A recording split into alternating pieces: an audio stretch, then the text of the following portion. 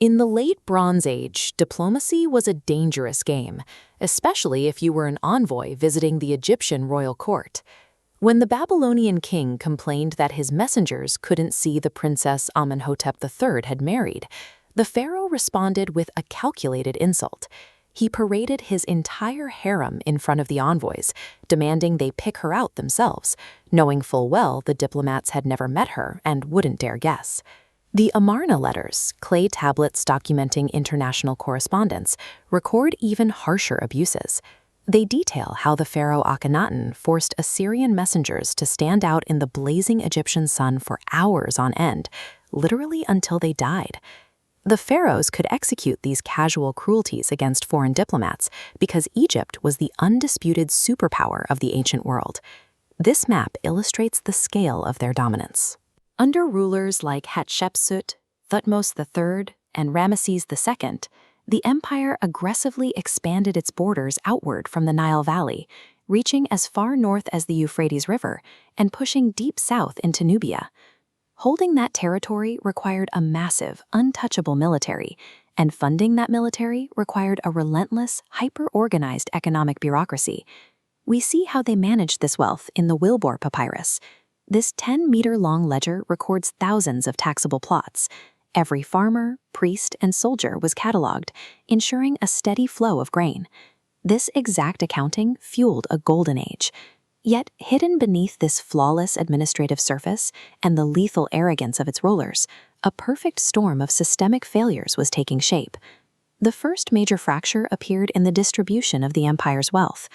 Vast tracts of the best agricultural land were controlled not by the state, but by the priests of Amun, who amassed enough resources to rival the authority of the pharaoh himself. To reclaim that power, Akhenaten executed a radical political maneuver. He outlawed the traditional gods and mandated the worship of a single deity, the Aten, a calculated move designed to strip the priesthood of their land and influence overnight. Shutting down temples and erasing ancient practices sparked massive internal outrage, dividing the nation exactly when unity was most critical. While Egypt fought with itself, external threats began testing the borders, demanding astronomical amounts of resources to hold them back. Decades of continuous warfare drained the treasury.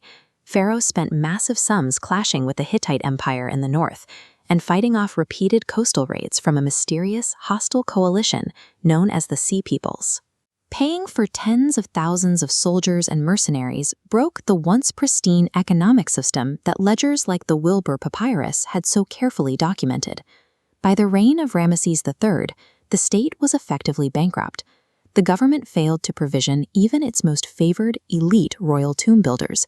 Starving and ignored, the workers living in this village threw down their tools, initiating the very first recorded labor strike in human history.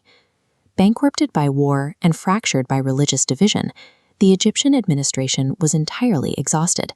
It had zero margin for error when a completely different kind of disaster struck. That margin for error was essential because the entire Egyptian agricultural machine relied on a single, highly predictable variable, the annual flooding of the Nile River. That predictability vanished thanks to an unexpected catalyst thousands of miles away. Evidence points to a massive volcanic eruption, likely Hekla III in Iceland, which ejected a dense ash cloud into the atmosphere. This chart tracks the global fallout. Temperatures dropped sharply, and the resulting air pollution arrested global tree growth for almost 2 full decades. This severe atmospheric shift altered global weather patterns, directly disrupting the seasonal rains that triggered the Nile's vital floods. Without the floodwaters, crops withered. Years of catastrophic agricultural failure led to severe food shortages, widespread famine, and ultimately rampant disease across the Egyptian populace.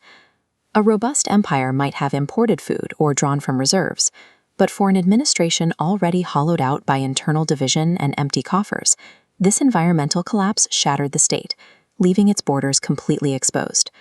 The new kingdom was now a ghost of its former self, starved by famine, financially ruined, and militarily paralyzed. The nations whose envoys were once tortured and mocked in the royal courts suddenly found themselves facing a vulnerable, broken state.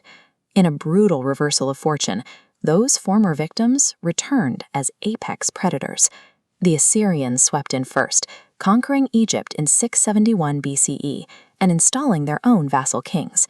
The Persians followed in 525 BCE, integrating the country into the Achaemenid Empire and crushing the local population with punishing taxes to fund their own campaigns. The final chapter of pharaonic rule arrived with the Roman war machine and Cleopatra VII, who desperately negotiated alliances to keep her nation intact. Her efforts ended in a crushing naval defeat at the Battle of Actium in 31 BCE, followed shortly after by her suicide. In 30 BCE, Augustus Caesar officially annexed the territory. The greatest ancient superpower had been reduced to a mere agricultural province for Rome. It is a harsh historical reality. No civilization, regardless of how meticulous its bureaucracy, how vast its wealth, or how invincible its armies, can survive the compounding weight of internal division, financial exhaustion, and environmental collapse.